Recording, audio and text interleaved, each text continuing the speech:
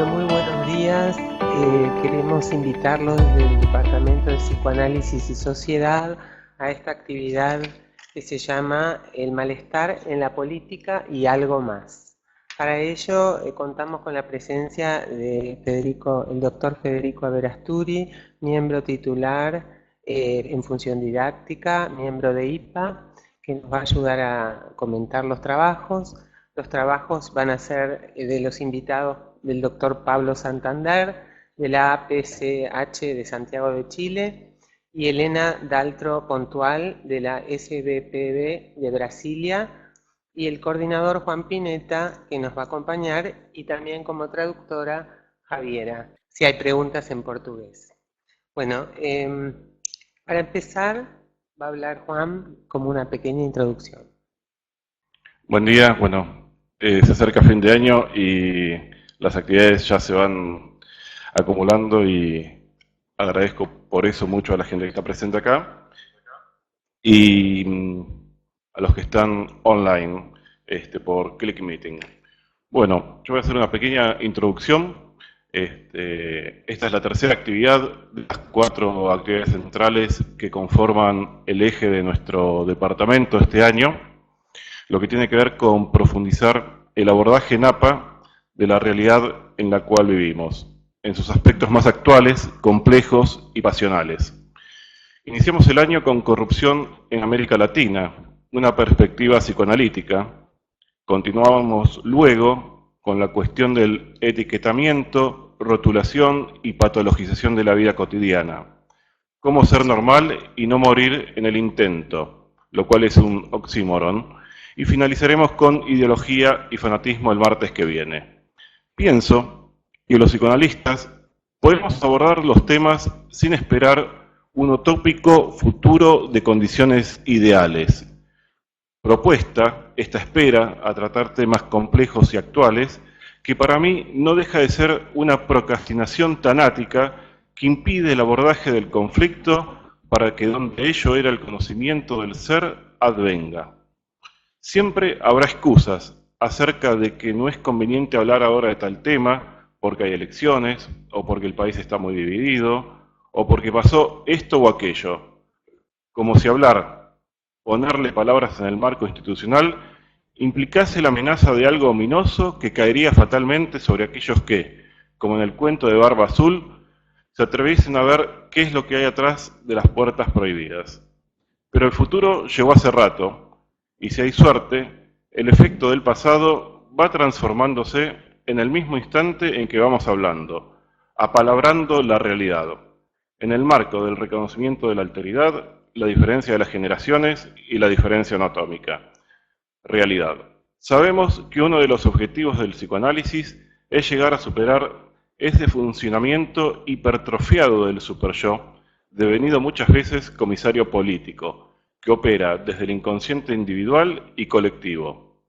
Sabemos que una de las cosas que pasan en nuestra sociedad es la violencia a través de distintos dispositivos.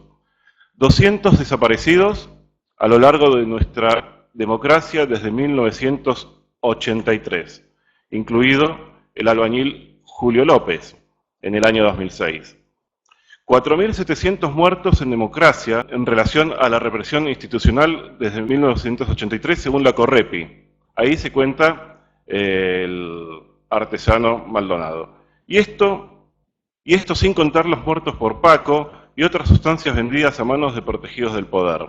Porque al final de cuentas, esa realidad que no se menciona en estos números es parte del escotoma de la red social que a los intereses del poder parece importarle poco. En fin, perdón esta introducción, pero antes de leer el texto de Elena Daltro Pontual, darle la palabra a Pablo Santander y luego pasar a los comentarios de Federico Averasturi, quiero acercar algunas preguntas que nos acercó nuestra colega del departamento, María Inés Irribarren. ¿Es posible pensar la política sin malestar?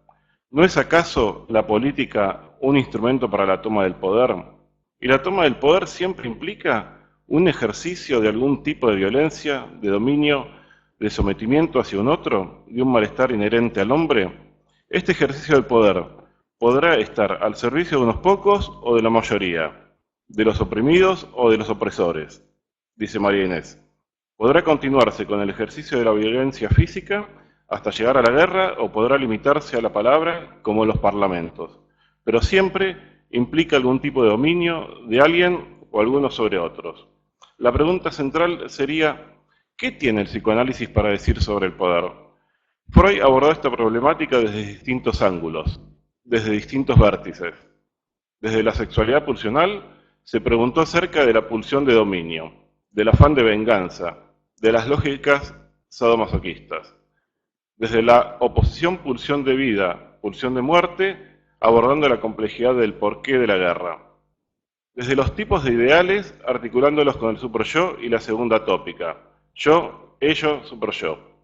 Desde las políticas de masas, con sus lógicas regresivas y el funcionamiento de la adoración y fascinación por el líder padre. Desde el complejo de Edipo y la conflictiva generacional, dado no solo porque a la guerra van los hijos, sino porque la conflictiva generacional es uno de los motores de la historia. Podríamos seguir pensando en distintos ejes del pensamiento psicoanalítico, pero bueno, le vamos a dar la palabra a Gabriela Hirsch para que aborde el texto de la colega de San Pablo y Brasilia, Elena Daltró Pontual.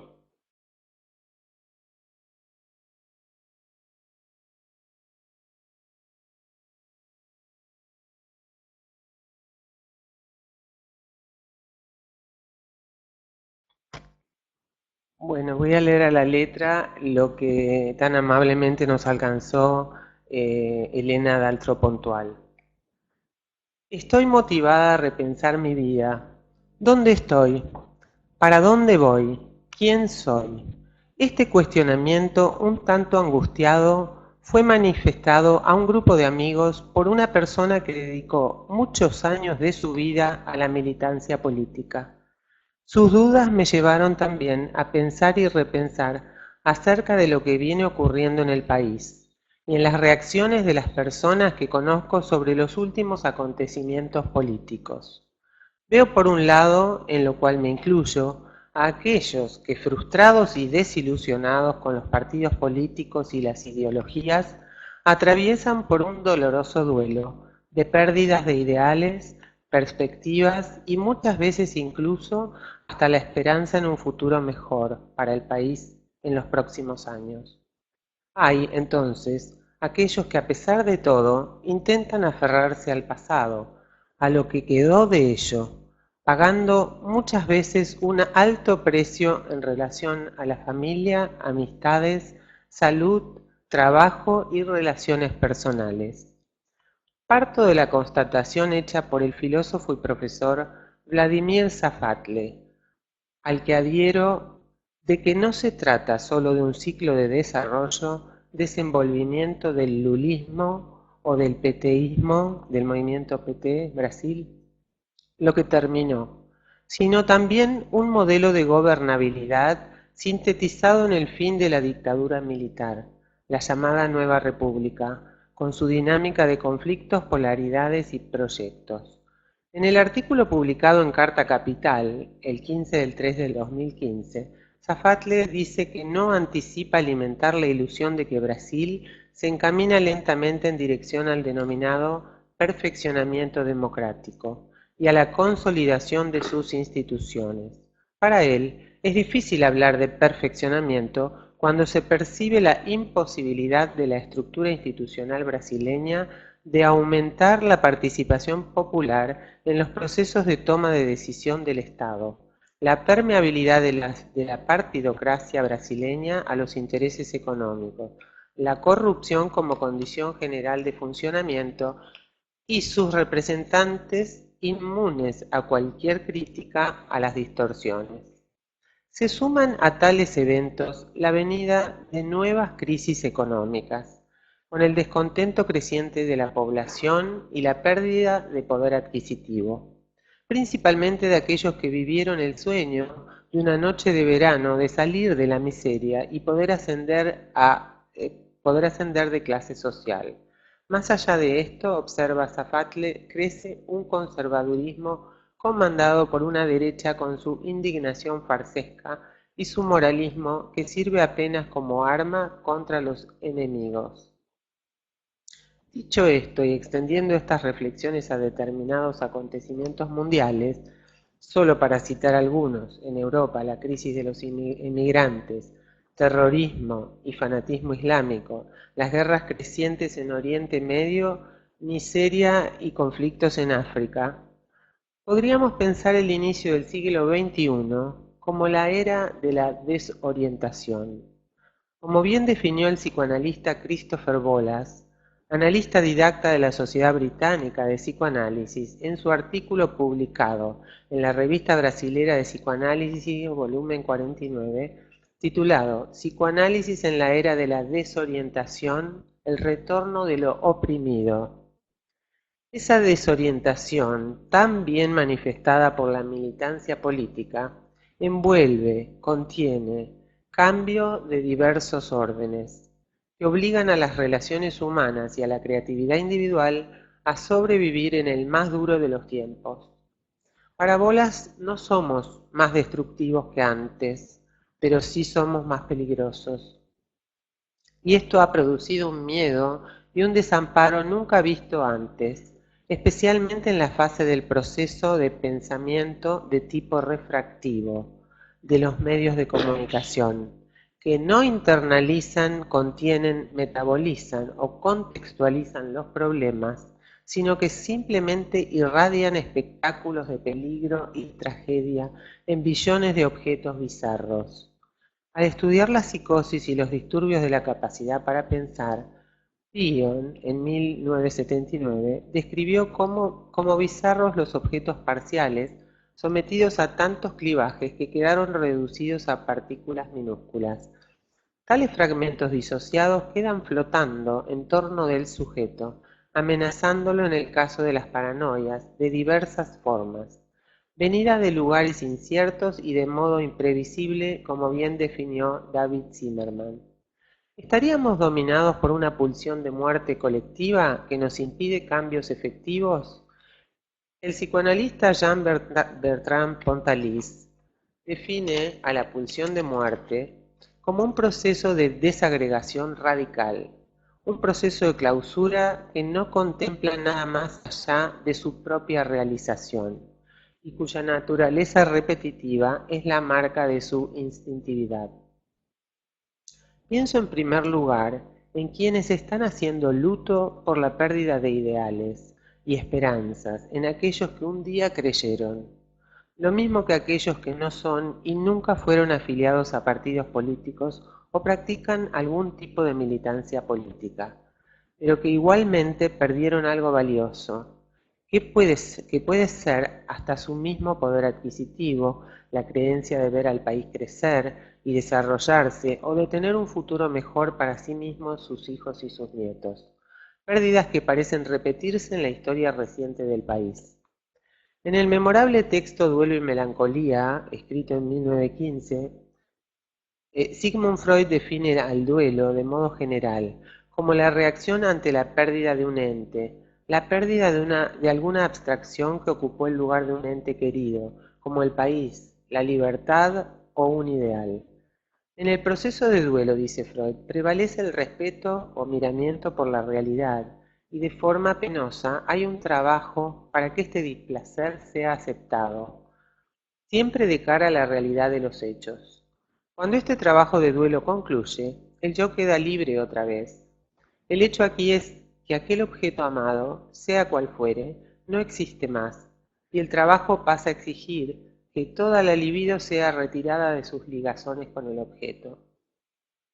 Observo entonces que quienes no aceptan los datos de la realidad, hechos que están para observar y analizar, independientemente de partidos, medios, clases sociales o cualquier otra cosa, que intentan justificar lo injustificable, que parecen apegarse a ese objeto perdido porque no tienen nada más para sostenerse, e insisten en procurar culpables fuera de su casa por la crisis aguda en la que vive el país.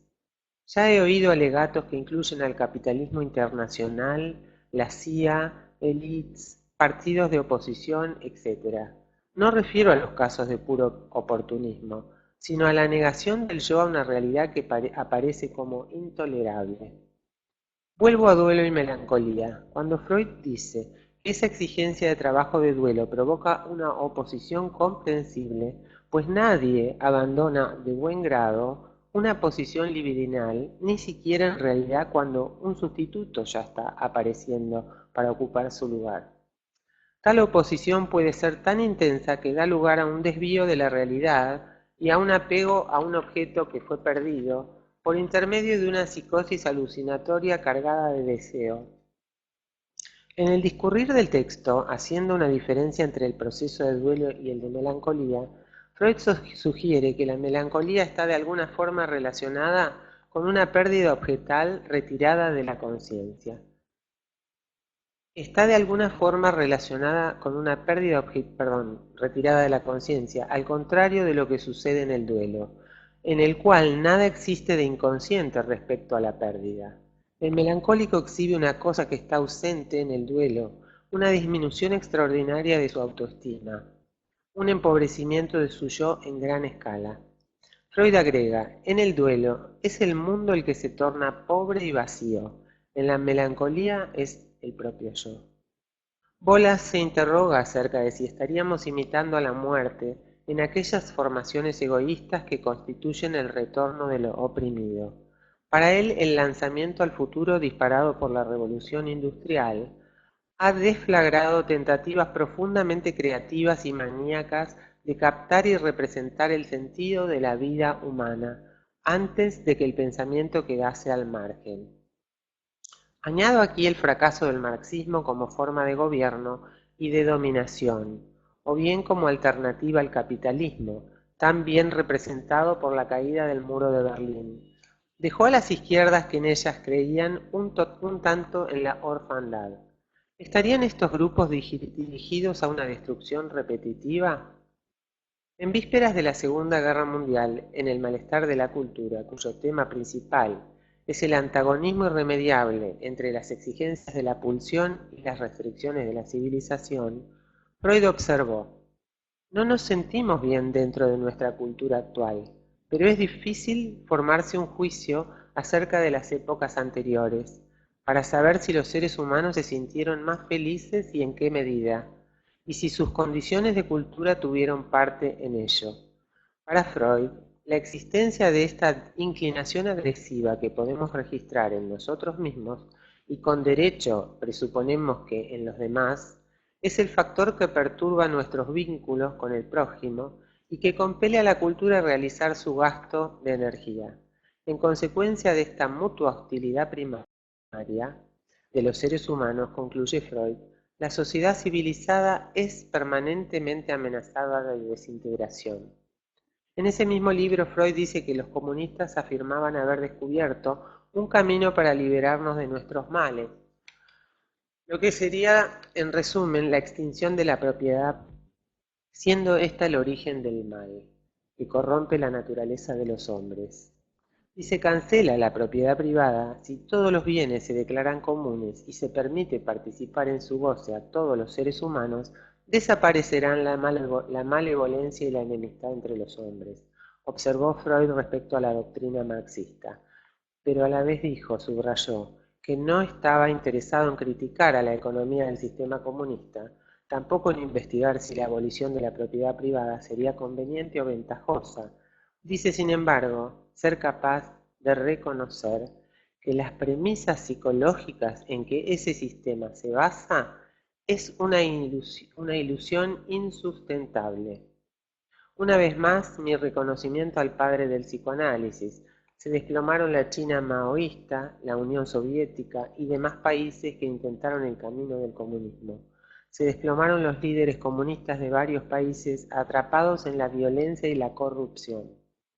Sabemos que en la vida, así como en la política, siempre viviremos duelos y pérdidas. Me atengo nuevamente a Bolas y pienso que lo que esperamos es la producción de ideas viables para una vida significativa. Tal vez la falta de esas ideas ha dejado parte de una generación en duelo y otra parte cargada con melancolía, de cierto modo incapacitante. Para Bolas, las generaciones del siglo XXI heredarán un mundo mentalmente comprometido, aunque siempre reste alguna esperanza de notable resiliencia inherente al ser humano.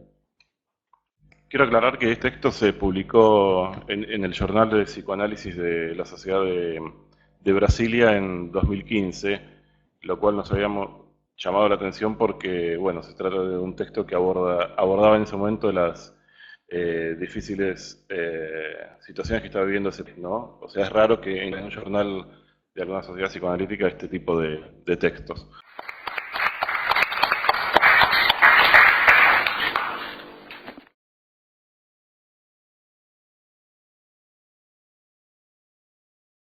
Ahora le damos la palabra a Pablo Santander en Chile. Bueno, primero quiero dar las gracias por la invitación al Departamento de Psicoanálisis y Sociedad de la APA. Parece estos temas que han estado proponiendo de suma interés y además desde mi punto de vista, de gran importancia poder pensar psicoanalíticamente temas sociales y tratar de aportar de nuestro lugar. El artículo que hoy día voy a leer es un artículo que escribí hace un tiempo atrás, que se van a dar cuenta más o menos en qué momento lo escribí, pero tiene vigencia. Quiero decir que, bueno, se llama De la violencia en los estadios a la violencia social, y en realidad aborda la misma temática que el texto que se acaba de leer. En él lo que yo hago en verdad es usar una situación del fútbol como un esquema, como un intento de comprensión que nos puede permitir comprender el malestar en la situación social respecto a la política en general. Aclaro esto porque en realidad a mí no es, el fútbol no es de mayor interés para mí, ¿verdad? Lograr entender cómo surge la violencia o los factores que se relacionan con ella tiene gran interés para lograr un mejoramiento de la calidad de vida, ya que la violencia fomenta un círculo vicioso donde se estimulan dinámicas agresivas en los grupos y en forma individual estimula funcionamiento de confianza y de sensación de amenaza. Este escrito tiene por sentido intentar aportar una comprensión de un hecho social aislado e inmerso dentro de una situación nacional con la que debe estar de acuerdo con las conclusiones propuestas, tiene implicancias mucho más globales, como son entender el malestar con respecto a la política. Paso entonces a la descripción de la situación. Se trata de un partido de fútbol que se iba a realizar en Valparaíso. Valparaíso es una ciudad a 120 kilómetros de Santiago. Jugaban Colo-Colo, que es el equipo más popular de acá de este país. En ese momento Colo-Colo era el puntero y con grandes posibilidades de convertirse en el ganador del campeonato nacional durante esa jornada. Jugaba contra Wanderers, que era el equipo de Valparaíso. Se ha logrado dilucidar que los barristas de Colo-Colo llegaron a Valparaíso al partido causando desorden e importantes desórdenes en la ciudad.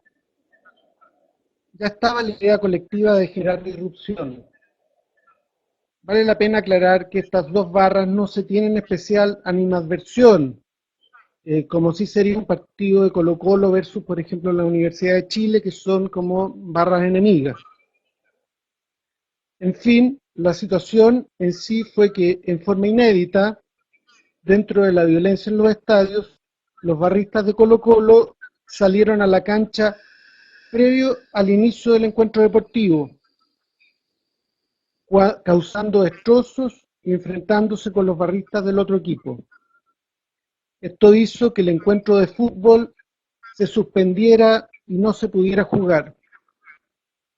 Lo que resultó inédito en esto fue que la violencia ocurriera antes del encuentro, por lo que no tuvo relación con el devenir del partido o con las emociones por él generadas. Es más, Y resulta otro interesante antecedente: unas horas luego de estos hechos, Colo-Colo se convirtió en el ganador del campeonato sin necesidad de jugar, ya que el equipo que le seguía, que era la Universidad Católica, perdió su partido. Sin duda, para intentar una explicación de este fenómeno, tenemos que enumerar una cantidad importante de elementos que van desde la psicología social a la psicología individual. Deberíamos considerar la identidad grupal violenta de ciertas barras, el descontento social encausado en el fútbol y una variedad de elementos sociológicos de gran importancia, como pueden ser ciertos elementos identitarios propios del fútbol. Sin embargo, lo anterior y como objetivo de este artículo, quisiera aislar un elemento, el que por supuesto se asocia y fomenta otros factores. El que los barristas violenten e impidan que juegue su equipo, sobre todo cuando su equipo estaba a punto de salir campeón, es algo que llama la atención, es el motor de este artículo. Para continuar, me parece necesario considerar la situación institucional del fútbol en esos momentos, tanto nacional, que sería la Asociación Nacional de Fútbol Profesional, latinoamericano, que sería la CONMEBOL, y mundial, la FIFA, como elementos bajo los cuales se circunscribe el campeonato nacional y el hecho que quiero analizar. A nivel mundial, la FIFA se encontraba muy cuestionada, encontrándose su dirigencia bajo investigación por descubrirse el pago de importantes sobornos. Previamente, durante el Campeonato Mundial de Fútbol, se realizaron múltiples manifestaciones contrarias a la importante inversión en fútbol y estadios, en detrimento de la educación y otras necesidades sociales. Curiosamente, esto sucedió en Brasil, país con una cultura altamente futbolizada. Esto habla de una cierta percepción social respecto al dinero en el fútbol. Su presidente en esos momentos, Joseph Blatter, luego de ser reelegido, debió renunciar por los juicios que sobre él se estaban realizando. A nivel latinoamericano, todos los representantes de los países habían sido encontrados culpables de recibir coimas, estando actualmente esta institución completamente descabezada en esos momentos. Dentro de este contexto, el entonces presidente de la Asociación Chilena de Fútbol, Sergio Jadue, quien hasta ese momento fuera el presidente de esta institución, se declaró culpable de haber recibido gran cantidad de dinero como coima, debiendo renunciar a su cargo y siendo juzgado en Estados Unidos. Es importante señalar que se declaró culpable para acogerse a beneficios de la legislación norteamericana y así lograr aminorar su pena. La opinión ciudadana es que en Chile no hubiera sido juzgado. En este punto puede uno acordarse que, bueno, en Chile tampoco Pinochet, tenía la dictadura, tampoco fue juzgado en Chile, fue juzgado afuera de Chile. Y cuando volvió a Chile, liberó. Existe una percepción general de que esta era una verdad ampliamente conocida dentro de la dirigencia del fútbol nacional, algo así como un secreto a voces, especialmente por lo generalizado de la situación. Se ha sabido de préstamos a ciertos equipos en condiciones de ilegalidad y de ciertos funcionamientos tergiversados. Todo esto cubierto de un manto de insinceridad increíble, como son las declaraciones de los dirigentes de fútbol nacional, queriendo desmarcarse de Sergio Jadue, quien hasta ese momento contaba con una lealtad a toda prueba. Hasta acá la descripción de los hechos que son de dominio público.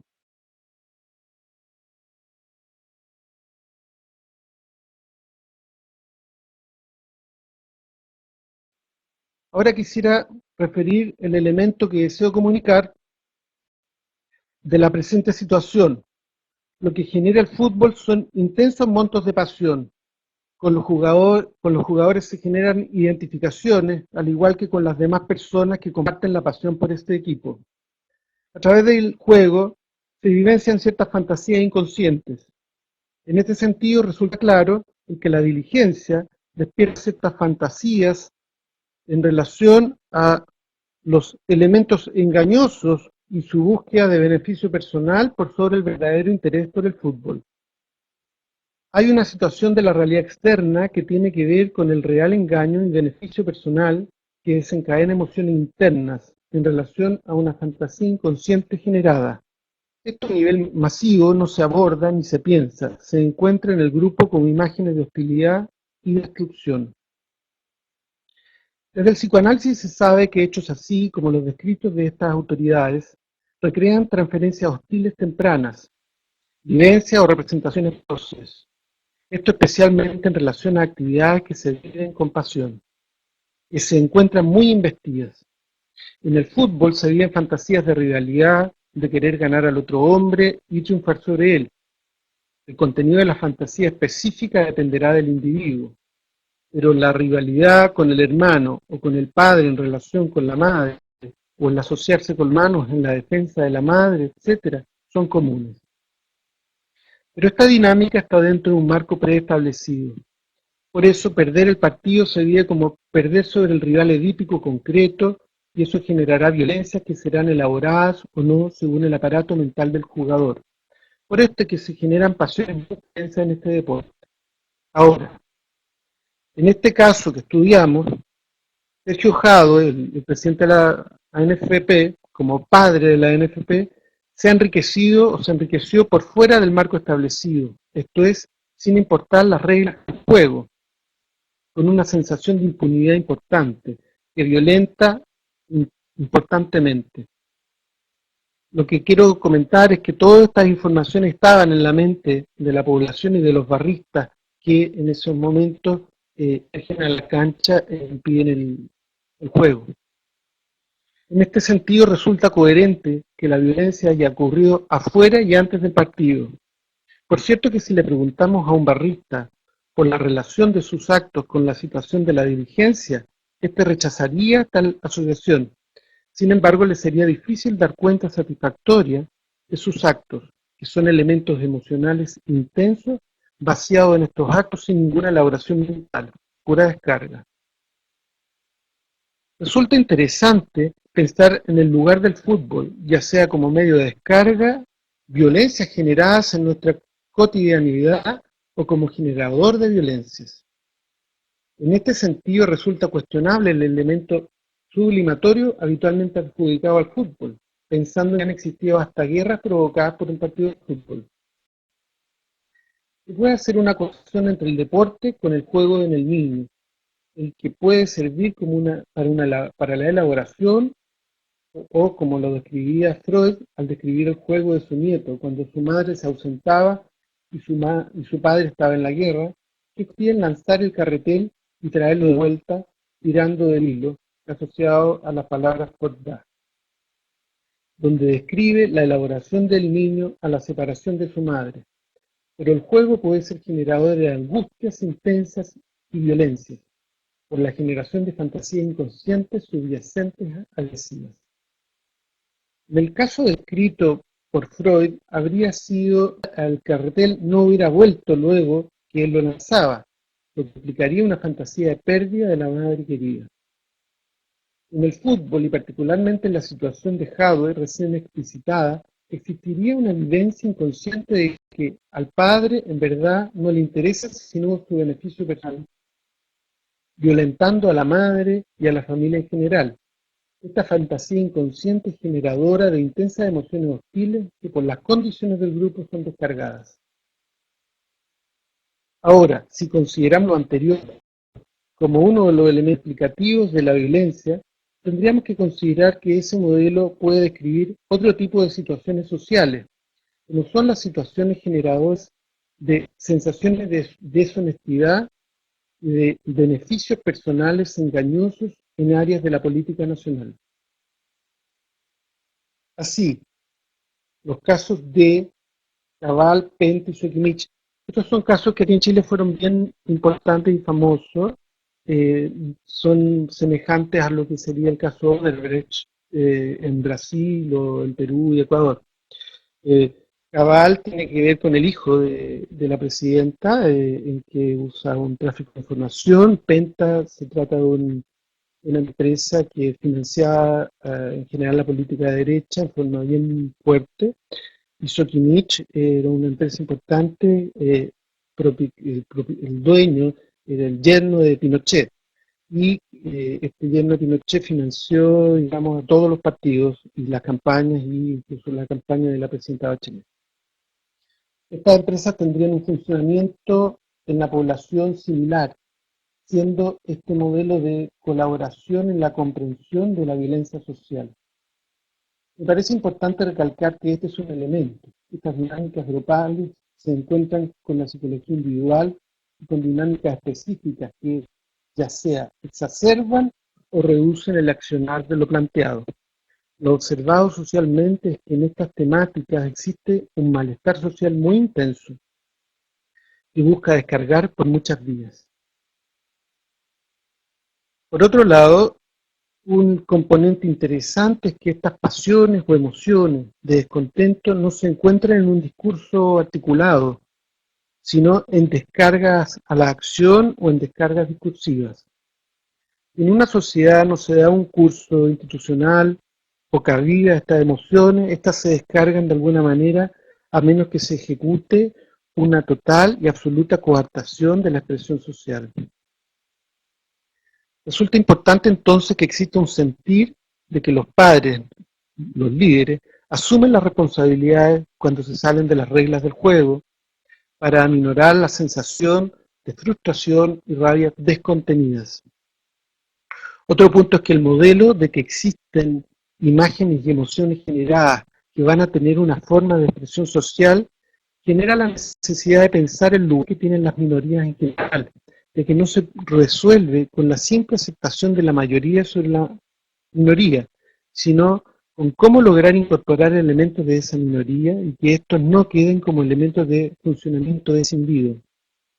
Si pensamos a la sociedad como un todo, donde existen elementos que van a quedar representados en áreas de la sociedad que el resto no quiere saber, pero que van a tener alguna forma de manifestación, como ocurre en un individuo, donde los psicoanalistas buscamos que no queden elementos descendidos de la personalidad. Esto es, que el liderazgo de la personalidad considere los elementos rechazantes para que no sintomaticen al individuo. Lo que acabamos de analizar tiene que ver con elementos que los líderes quisieran dejar atrás, pero que socialmente generan sensaciones similares a los barristas con hardware, pero que esta vez sin la posibilidad de que Estados Unidos intervenga reponiendo las reglas del juego.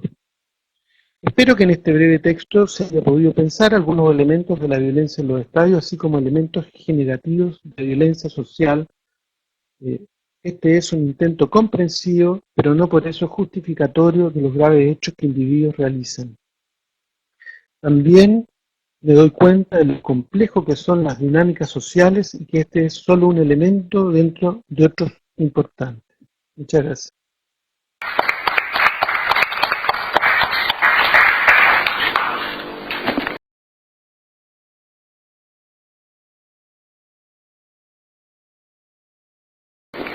Ahora le vamos a dar la palabra al doctor Oirasturi. Muchas gracias. Bueno, es importante establecer que los dos textos tienen algo en común. Se definen dos áreas en las cuales la característica de más artificial es evidente. Y la característica de la más artificial tiene ciertas características que están muy definidas en un artículo freudiano que se llama psicoanálisis, la psicología de las masas y análisis del yo. Y el otro es el de duelo y melancolía. Primero vamos a una anécdota particular. Cuando Albert Schweitzer le invitó a Freud a que se incorporara en el movimiento humanista, ¿sabe lo que contestó Freud? Yo no creo en el humanismo. ¿Y por qué no cree en el humanismo? Dice Freud. Porque la naturaleza de la humana es naturalmente la contraria a los fines del humanismo. ¿Qué quiere decir esto? Que el deseo de apropiarse de algo, sumando a adeptos que se conforman en seguidores, es la característica formal del ser humano desde los principios de la humanidad. Hasta cuando en las prehistorias aparecían los pueblos que se organizaban para invadir otro pueblo, matar, violar y apoderarse de las cosas que tenían, se considera un progreso el hecho de que simplemente quisieron tomar prisioneros y apoderarse de las cosas.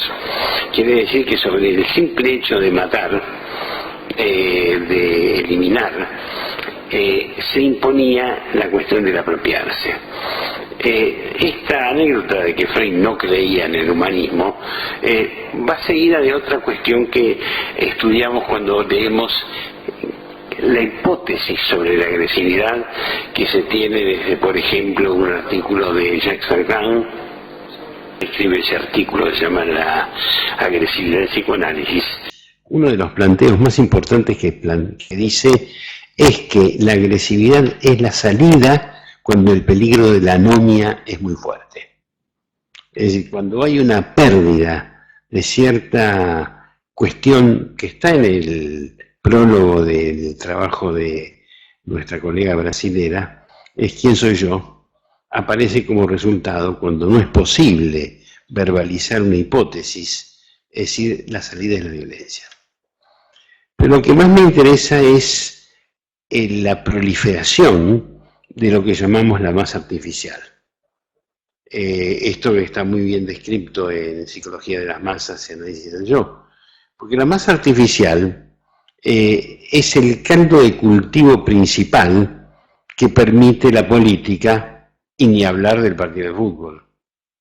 En el partido de fútbol nos equivocaríamos mucho si pensamos que Colo-Colo o otro se odian porque son rivales del deporte. No, allí hay otra cosa. Toman la idea de que son de lugares diferentes para depositar allí esta característica de la masa artificial que necesita fundamentalmente en la cuestión de la agresión y la violencia. Segundo tema, ¿hay masa artificial sin un líder? Sin un líder, no. ¿Y cuál es la característica del líder de la masa artificial? Ser un claro exponente de lo que se llama el narcisismo primitivo infantil. ¿Qué quiere decir? El narcisismo primitivo infantil es la característica del líder de masas. La masa artificial se siente sumamente atraída por un líder que tenga estas características de patrón de la vereda o de aquel que no necesita pretextos para apropiarse o para tener. Por eso en los dos trabajos está muy presente la idea de la corrupción. ¿Se le llama corrupción a qué? A esta falta de límites, a esta falta de elementos que hacen que hace bastante tiempo, como lo pronosticó Baudrillard, la ley no coincida con la justicia. En este caso, lo que podemos tener claro es que el líder de masas tiene que ser un líder autoritario, ladrón, asesino, o todas las cosas que se pueden imaginar. Y corrupto, por supuesto. Bueno, uno dice corrupto cuando no obedece la ley. Pero ¿y si su ley no fuera el tener una ley, o al contrario, si su ley fuera la ley del yo ideal y no la ley del ideal del yo? Porque si la ley es la ley del yo ideal, el modelo para poder llegar a querer ser es ese modelo aparentemente renunciado en la primera infancia. De modo que sí, me parece importante señalar de esta expansión de la masa artificial, especialmente en estos ámbitos señalados en estos muy buenos artículos, que son la política y el fútbol. Una de las pruebas, por ejemplo, en el fútbol es que hasta hace poco en un equipo rojo, es decir, el antagonismo no es con otros equipos, es entre la banda de alguien llamado Bebote y la banda de alguien llamado Loquillo. ¿Eso qué quiere decir? Que fundamentalmente en la masa artificial se conforman estos elementos que hacen que nosotros podamos decir todo lo que dijimos acá vale para lo que hace masa artificial, no vale para el individuo. Por eso fundamentalmente Freud no participaba de estas conformaciones que bajo la idea de tener un motivo en busca de la justicia o restablecer el buen actuar de un grupo o país, es decir, fundamentalmente, como dicen por ahí, la idea es apropiarse de un pozo de petróleo o algo por el estilo. La desidealización de la guerra pertenece claramente a lo que pasó después de la guerra de 14. En la guerra de 14 todavía se creía. Y la oposición entre alemanes y franceses era muy previa a la guerra de 14. De modo que la guerra de 14 fue un desenlace de algo muy previo que estaba entre alemanes y franceses. Hoy nadie se acuerda de por qué un alemán no podía soportar a un francés y viceversa. De la misma manera que hoy seríamos más blandos con respecto a que no hay oposición entre paisanos y goy. Y sin embargo, en algunos lugares, en algunos espacios donde predomina la masa artificial, esa oposición existe, porque es necesaria a este fundamento de que la satisfacción es la satisfacción por vía de la violencia. Esto es lo que de alguna manera plantea muy claramente Freud en análisis en psicología de las masas. En ese caso, los dos artículos hablan de la corrupción. Los dos artículos hablan de la plata mala vida, de la falta de principios. Yo diría, para complicar un poco las cosas, que en lugar de decir la falta de principios, digamos que los principios son los principios del yo ideal y no los principios del ideal del yo.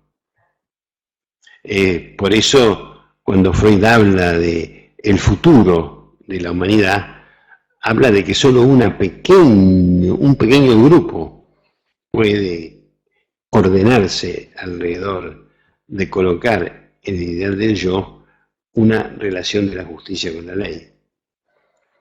Por eso me parece importante señalar esta especial localización de la masa artificial, especialmente en la política y en el fútbol ni hablar. En la política, por ejemplo, no importa qué fracción, no vamos a denominar ninguna, pero si alguien le señalara a un miembro de esa masa, es decir, que reflexione acerca de cuál problema podía tener, si se acusa de corrupción, van a decir mentira. O si se acusa de trabajar para darle a los ricos lo que se le saca a los pobres, también van a decir mentira. No importa cuál es la cuestión. Otros no, otros van a decir esto hay que revisarlo y corregirlo. Por eso divido a aquel individuo que ha podido desafiliarse de la pertenencia a una masa. Y por eso, por lo menos, así lo pienso yo, como diría Nimo, el elemento fundamental está en ese pasaje a un orden simbólico, es decir, que pueda ser una valla restrictiva de las pasiones derivadas de la pulsión de muerte. Si la pulsión de muerte es muda, su manifestación en agresividad, en dominio, en opresión, va a salir muy claramente. Por eso, en ese sentido, yo le planteo a un autor a quien respeto, si esto es la reacción de los oprimidos, con una reacción que favorece el oprimir. Esta es la cualidad principal de esta diferencia entre yo ideal e ideal del yo, y esto que nosotros llamamos caldo de cultivo de pulsión de muerte cuando hablamos del super yo, pero no tenemos en cuenta que hay un ideal del yo al cual puede acercarse. Pero son dos universos distintos. Lo que planteamos no es propio de un lugar. Quizás en algunos lugares del mundo haya menos de esto. O es posible, o será deseable, lo cual son tres cosas que no coinciden. Pero bueno, creo que para poder discutir esta cuestión, me parece que están planteadas las cosas. No hay masa sin un líder. De la masa es siempre un líder muy lejano a esto que podríamos decir un ejemplo para imitar. El problema está en los padres, de lo que van a resultar los hijos. Y si lo seguimos para arriba, los padres, los estadistas, los gobernantes, no hace falta más que una ojeada para darnos cuenta de la cantidad de acusaciones, de rumores sobre la existencia de esta tendencia a la producción de malestar que existe en los gobernantes, sean quienes sean. Por eso una especie de descreimiento, o por lo menos desconfianza, antes de pertenecer a un espacio que está ligado a un determinado ideal, es saludable. Es saludable, según mi opinión. Como digo Freud, aquel que pueda revisarse y decir, aquí debo haberme equivocado, o en esto podría cambiar, llevémoslo al terreno más amplio de una masa artificial, como son los partidos políticos, menos males en la parte deportiva. Porque después de todo,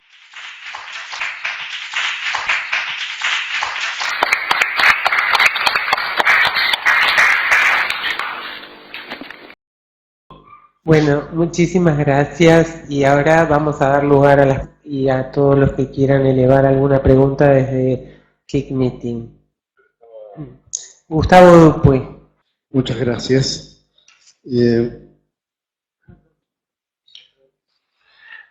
Gustavo Dupuy, La política como movimiento transaccional ella es siempre es una transacción. Y después me parece que interesantísimo no podemos hablar de esto si no hablamos de la existencia y la necesidad del líder, de la existencia de quién lo necesita. Si no hay una masa necesitada de lo parental, de lo protector, no existe el líder. Y cuando el líder siente que está perdiendo terreno, empieza a mostrar las fallas del líder, severas fallas del líder. Si no puede dominar con la dictadura total, empieza a mostrar sus modificaciones, sus cambios, intentando adecuar aquello que antes no necesitaba adecuar, porque ya tenía a la masa hipnotizada. Es maravilloso para pensar en el concepto de líder, releer Julio César, el discurso de Bruto, que consigue ante el féretro de Julio César la adhesión incondicional de los que estaban ahí, y el discurso de Marco Antonio, a posteriori, que es una pieza oratoria maravillosa, que consigue que lo persigan para matarlo a Bruto, el mismo grupo inmediatamente. Entonces, esto tiene que ver con la posibilidad del líder de interpretar la necesidad del otro. No podemos yo me tomo más tiempo porque somos pocos y me parece, si me quieren cortar, me cortan. Y después, pero sin dolor, por favor. Después hay un discurso maravilloso que es I Have a Dream, que es el discurso de Luther King, en un momento donde también había oposiciones, y el discurso de Luther King es un discurso bellísimo y absolutamente pacífico, y cuando dice tiene un sueño, está abandonando ese lugar de yo sé lo que todos necesitamos. Sabe que todos necesitan tener un sueño, pero no lo está dirigiendo él a ese sueño.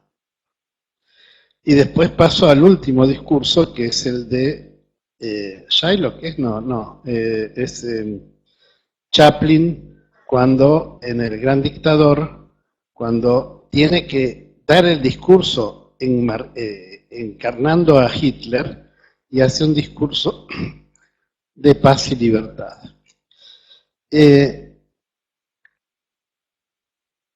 Es enorme la angustia de lo que llamamos masa, lo que llamamos adherentes, todos de alguna manera vamos adhiriendo, nosotros estamos adhiriendo en parte masivamente al beneficio de esta actividad institucional.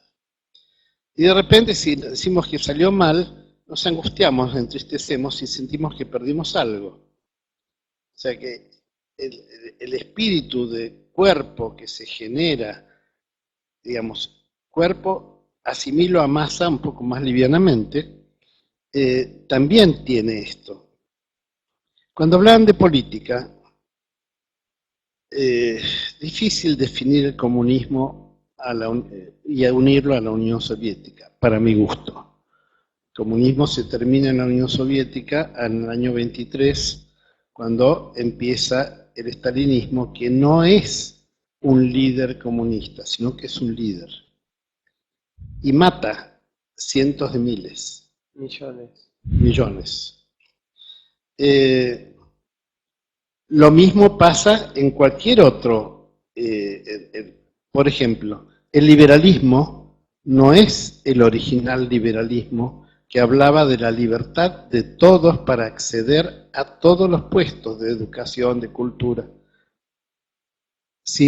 desconociendo eso que Federico decía, que decía Freud, que tiene que ver con que el humano no es humanista, sino que el narcisismo siempre prende y nos hace virar hacia un lugar donde nuestros intereses son superiores. Dejo y si hay un espacio después y si... Bueno, podemos... gracias. Patricia Romero. Patricia. Sí. Sí, yo me quedé también, ¿no?, con esto del humanismo y cuando Freud habla de lo canalla, la cantidad y el escándalo que eso provoca, lo difícil que es reconocer que lo dijo, ¿no?, que la mayor parte de la humanidad era canalla. Dice Freud en una entrevista donde después se supone que se sabía, que Freud sabía que el que le hacía la entrevista era un nazi. Y así como él dice de los comunistas que son ingenuos, porque repartir, ¿quién no va a estar más de acuerdo con ellos que él, que es judío y pobre, que fue judío y pobre, sufrió, pero que la naturaleza es mucho más injusta que cualquier sociedad, donde él a la naturaleza y al humanismo lo va a unir a lo canalla. Y yo pensaba en esto del escándalo y lo de que es la represión o el juicio de condena. El año pasado yo tuve este año, junio, estuve en Islandia y a mí me interesaba mucho la revolución feminista que hicieron las islandesas, que un día se fueron a la plaza y dejaron a los chicos sin cuidar para que se reconociese lo que hacían. Y yo dije, qué valor, ¿no? Y qué diferencia de mentalidad, porque en realidad las mujeres, en la cultura, al menos en la que yo he habitado, son mucho más machistas que los hombres. Son las que llevan a que la mujer tenga que estar sojuzgada y cuidar a los chicos. Y obviamente, en las pocas charlas que yo pude tener con psicólogos que eran muy distintos a nosotros, yo en un momento estaba tan confundida porque decía, la policía acá cumple roles de lo que nosotros llamamos asistencia social. O sea, no hay cárceles más que por 2 años.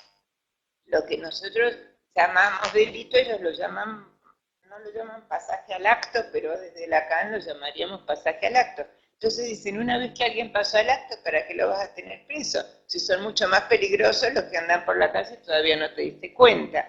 Entonces yo empecé a sacar como conclusión de que tenían mucha menos inhibición en darse cuenta de lo malos que éramos los humanos. Y una charla que giró alrededor de la cultura vikinga. O sea, ellos descienden de una de las culturas más salvajes y sanguinarias que conocemos. Entonces no estaba negado, nunca ha estado negado eso. Y pensaba en esta cultura represiva judeocristiana, que es la que al menos yo me eduqué, donde el escándalo que provoca saber que somos malos es tan grande. Y yo creo que, siguiendo lo que decía Federico, por ahí la única posibilidad es justamente empezar a instalar un juicio de condena y no una cosa tan represiva como la que tenemos, que hasta produce escándalo. Yo estoy haciendo una lectura, le contaba a Fede, de Moisés y el monoteísmo, por echar el placer a esta altura de no tener que estudiar, sino poder leer lo que uno se le da la gana. Y es impresionante el análisis que hace Freud en el monoteísmo de lo que es la figura de Moisés, y justamente todo el tiempo me provoca escándalo. ¿Cómo pudo decir eso y no lo quemaron vivo? Bueno, fue una gran posibilidad de levantar la represión de Freud en sí mismo. Hay preguntas por ClickMeeting. A mí me había surgido algo en relación a lo que mencionaba Pablo Santander en su texto, de que siempre tiene que venir Estados Unidos a poner orden, ¿no? Y esto lo conectaba con lo que decía Elena Daltrop puntual acerca de la era de la desorientación, ¿no? Donde en ese caos psíquico, donde se produce la caída de los líderes de las masas artificiales, no hay otro líder dentro de ese territorio, dentro de esas nacionalidades, que pueda soportar esa caída, ¿no? Y siempre tiene que venir alguien de afuera a ordenar. Yo estaba pensando si en esto no hay como una búsqueda permanente de algún tipo de orden, el que sea, ¿no? Pero acá hay 2 preguntas para el panel. Una es de Noemí, que pregunta al panel si no estamos hablando de la política del psicoanálisis versus la política del fenómeno de masa. Y después Susana Glustein le quería preguntar a Pablo Santander si también había pensado en la cuestión de la mentira, el engaño, la mala fe, la desconfianza básica y la desilusión de los padres dirigentes.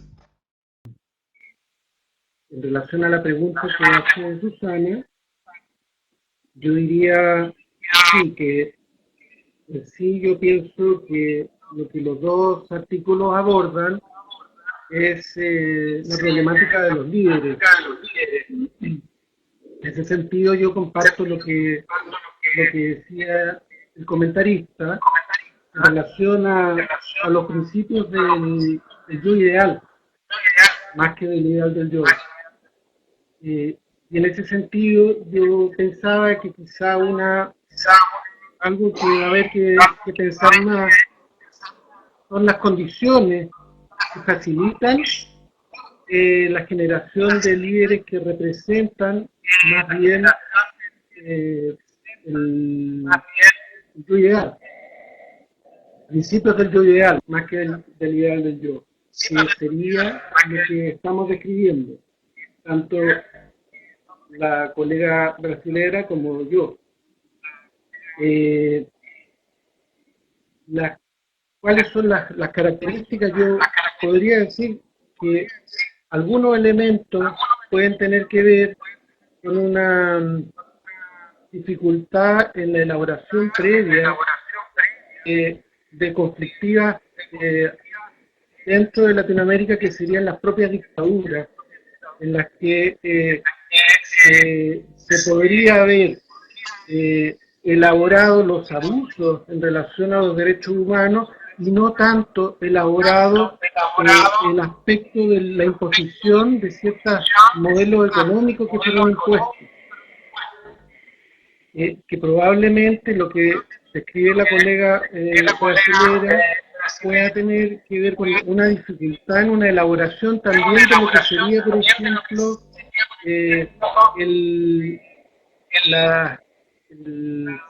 la caída del muro de Berlín o la caída de cierta utopía de izquierda, y que las izquierdas no han sabido elaborar en algo que facilite no solamente la permanencia en el poder, no los contenidos que se pueden llevar, como en ese sentido algo que dificulta, ha costado un pensamiento que pueda generar, digamos, una reflexión en la cuestión de muerte que escribía el comentarista. Esto voy a comentar por el momento.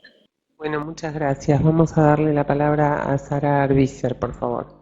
Bueno, ya se dijeron muchas cosas y muy interesantes todas, hablaron desde afuera, y lo que presentó Federico, que me gustó mucho,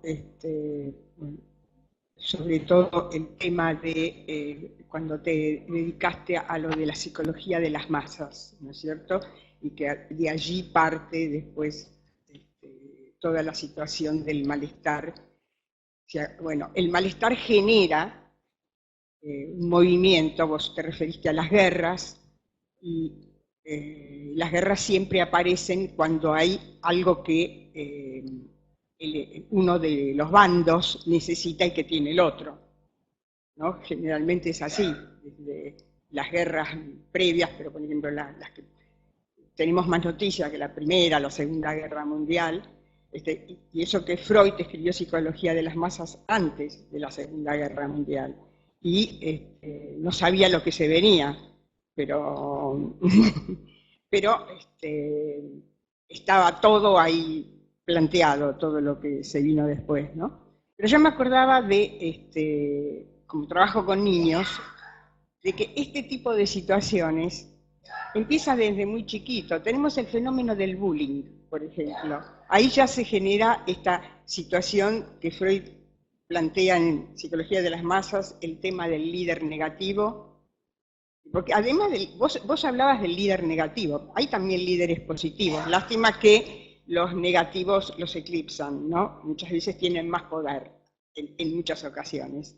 El líder que logra que todos hostiguen a un chico, ¿no? Y que esto empieza desde muy chiquitos. O sea que las guerras empiezan en el jardín de infantes y son muy difíciles de encararlas y de resolverlas. Parece un problema tan fácil, están los adultos que podrían hacer algo para que no suceda, y esto sigue sucediendo y cada vez con mayor intensidad. Ahora, vos dijiste también, Federico, algo que me pareció interesante, que dijiste, a lo mejor hay países donde esto no sucede, dijiste, ¿no? Sí. Y justamente con respecto al bullying, hay un país donde no sucede, sucedía y han logrado frenarlo, y que es Finlandia. Sí, Finlandia, no Islandia. Bueno, Finlandia es la que tiene mayor, en este sentido, mayor éxito, porque lograron un programa por el cual, que se llama Kiva, bueno, el programa, y que lograron que no se extienda y se pare. El programa es lograr que al líder negativo no se lo puede extirpar, al chico víctima tampoco se lo puede extirpar. Lo que se puede es trabajar sobre las masas, justamente, poder educar a las masas de que no le hagan coro al líder negativo y no se junten con él. Pero esto se puede hacer en un país como Finlandia, de gran crecimiento económico, porque yo creo que, como decía el famoso Clinton, es la economía, estúpido, ¿no? Y yo creo que siempre detrás de todo esto está la lucha por el poder y quién se queda con el botín, y esto es muy fuerte. Por eso Freud decía que las ideas marxistas eran ideas muy utópicas, imposibles, quiméricas, que no iban a funcionar. Y me acuerdo un estadista, Churchill, que dijo, el que no fue izquierdista cuando era joven no tenía corazón, y el que sigue siendo de mayor no tiene cerebro. Así que es algo que está muy presente en el ser humano, ¿no? En el ser humano, y que ya desde el nacimiento estas situaciones de hordas ya existen y que, bueno, está en el ser humano. Pero es muy interesante lo que planteaba la colega brasileña cuando dice, pero el ser humano también tiene resiliencia, se va a salir. Bueno, muchas gracias, Sara. Acá tenemos una intervención de Javiera que quiere hacer algún comentario. Bueno, yo tenía que traducir, pero no hubo ninguna pregunta en portugués, así que no tuve nada que traducir. Puedo traducir mis pensamientos, como me dice Juan acá. A mí me resultó muy interesante el trabajo de la colega brasileña. Me parece que parte de una idea muy importante que es que algo se perdió y que todos retomaron, ¿no? Y que en el segundo trabajo también de nuestro colega chileno. Pero pensaba que, siguiendo la línea de ella, lo que se perdió pareciera que con la melancolía podríamos pensar que es algo inconsciente. Entonces pensaba cuál sería la función de nosotros, de los analistas, de dar alguna posibilidad de elaborar aquello que se está presentificando en la línea de la melancolía, de la acción, de la violencia, de la agresión. Y ella termina con un final, el trabajo de la colega brasilera, con un final esperanzador de algún modo. Y creo que ahí estaría la posibilidad de nosotros de intervenir, no sé bien cómo, ¿no? Porque pensaba, mientras leía los dos trabajos, una sensación de desilusión también tenía, ¿no? Entonces pensaba, bueno, ¿cómo recuperarnos de esto? Porque, por ejemplo, cuando ella nombra a la función de los medios de comunicación, es interesante cómo nombra los medios de comunicación como si partieran más el objeto escindido. Bueno, es pedirle mucho a los medios de comunicación que tengan una función de reverie, de contención y de elaboración, ¿no? Entonces pensaba ahí el psicoanálisis, ¿qué aporte podemos tener con toda esta lectura tan rica desde el psicoanálisis en lo social?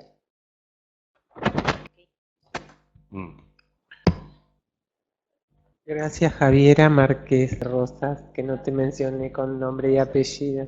Sí, acá, la colega. Bueno, tiene que ver con esto, vuelvo a lo de la represión y el juicio de condena, ¿no? Yo estuve en Finlandia también y tengo una amiga psicoanalista finlandesa. Y yo lo que siento es que la esperanza no está justamente en anular lo humano, sino en aceptarlo como existente. O sea, dejar de escandalizarse por esto y buscarle una canalización distinta. Porque lo del bullying es cierto, pero ¿por qué ellos manejan lo del bullying? Porque saben que el bullying va a venir. O sea, no es que esperan que los niños angélicos no sean matones, porque además lo del bullying, nosotros teníamos palabra, matoncitos. No, se sabe que los chicos son perversos polimorfos, van a ser matoncitos. Por lo tanto, veamos cómo canalizamos eso y ahí le damos el estadio sublimatorio al deporte, si se puede. Pero si uno no considera que eso es parte de la naturaleza, obvio, no se puede manejar, porque es un horror cuando hablan de los suicidios en el norte, ¿no? En Suecia, en los vikingos. ¡Qué espanto! Una de las cosas que yo he preguntado, tanto en Finlandia, como a mí me interesó mucho porque yo vengo, o sea, son mis ancestros.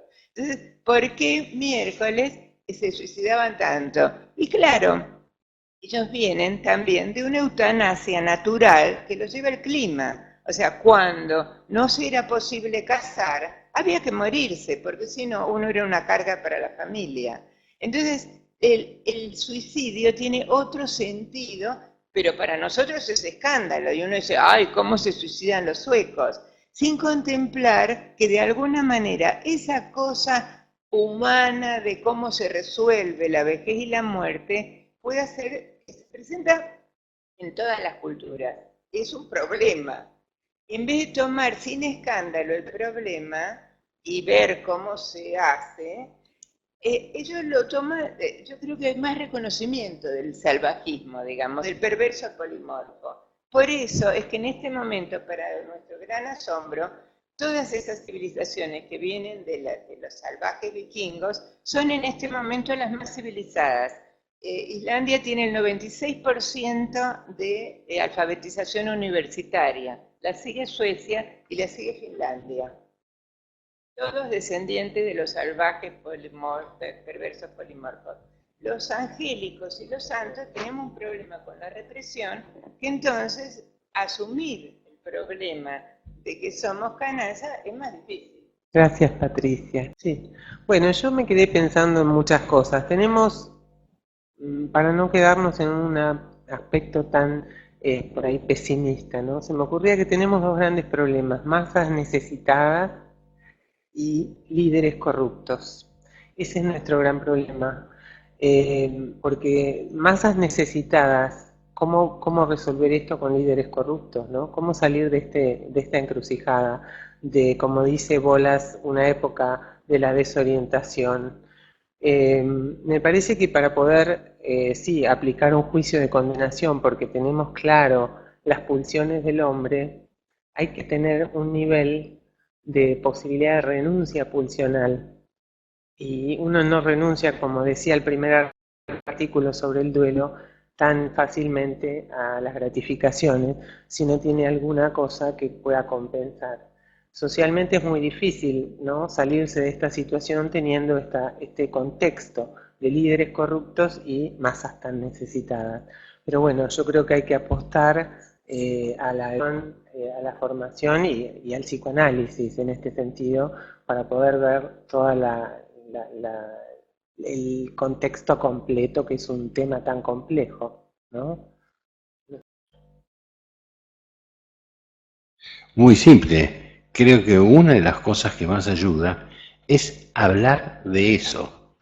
Que el problema es que ciertas instituciones donde se tendría que hablar de eso, me refiero a las instituciones religiosas, a otras instituciones educacionales, es decir, no hablan de eso. Hacen la vista gorda. Lo más pesimista sería decir que son cómplices o que son parte son parte de la asociación criminal.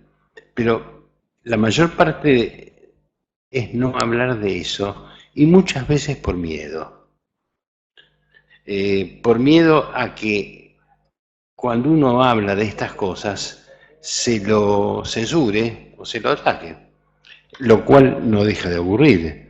O sea, acuérdense de Freud, de su magnífico aislamiento, las cosas que no se dijeron de él, que era un perverso porque hablaba de sexo, bueno, bla, bla, bla, bla. Por lo pronto hay que soportar, eso sería la cuestión, soportar esa corriente en contra y atreverse a hablar de eso. Rodear de hablar, porque si no la tentación es actual. Y creo que eso lleva al principio de acción y reacción.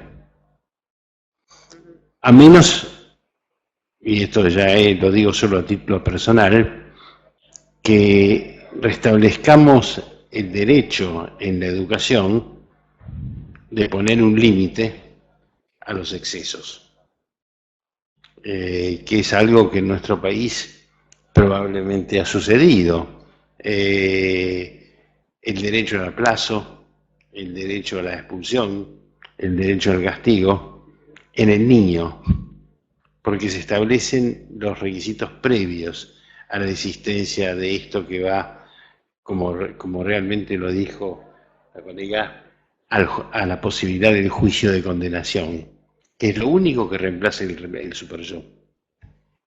Bueno, vamos a ir cerrando, pero una de las cuestiones que estuvimos viendo en el departamento en relación a hacer estas actividades era, bueno, cómo en estos climas que se ven en nuestra sociedad, siempre hay como un miedo a a tratar temas que tienen que ver con lo social, con lo político, ¿no? Porque diferencias en realidad siempre va a haber.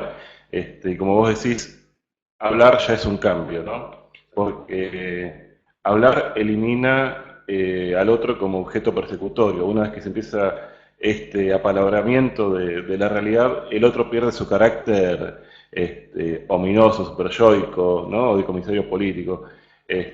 Y de enemigo. Me parece que en estas instituciones es muy importante que podamos empezar, digamos, a disminuir estas defensas, ¿no? Así que bueno, quería agradecer que nos hayan acompañado y bueno, este tema seguramente lo seguiremos abordando en otras actividades, así que muchísimas gracias. Los queríamos invitar para la actividad que viene, que es el martes que viene, sobre fanatismo, que me parece que puede ser una buena continuación. Bueno, muchas gracias.